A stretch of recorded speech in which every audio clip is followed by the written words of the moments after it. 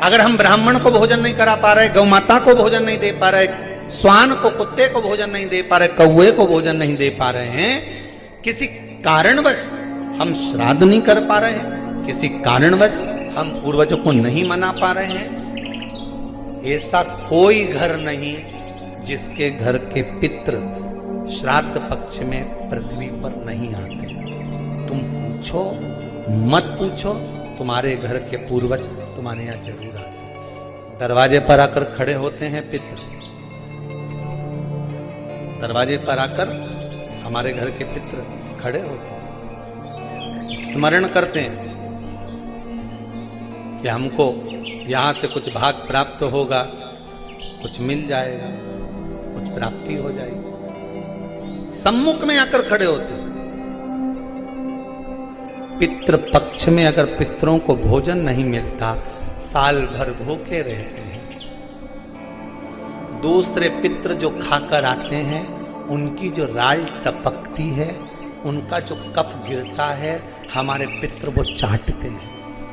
वो चाटते हैं तो बद्दुआ देते हैं कि मैं इतना भरा पूरा छोड़ कर आया था, इतना देकर आया था, कम से कम आज मुझे कंडे पर घी और शक्कर ही छोड़ देते, गुड़ का ही भोग लगा देते, कम से कम मुझे राल चाटने को तो नहीं पड़ता। बद्दुआ देते हैं साल भर, इसलिए घर में सुख नहीं रहता, शांति नहीं रहती, पैसा नहीं टिकता, शुभ कार्य नहीं होता, बड़े दुखी होते हैं पितृ, बड़े दुखी होता है। किसी किसी व्यक्ति के जीवन में क्रोध बहुत होता है। आपको लगता है कहीं कहीं कि मेरे पितृ मुझ पर क्रोध कर रहे हैं।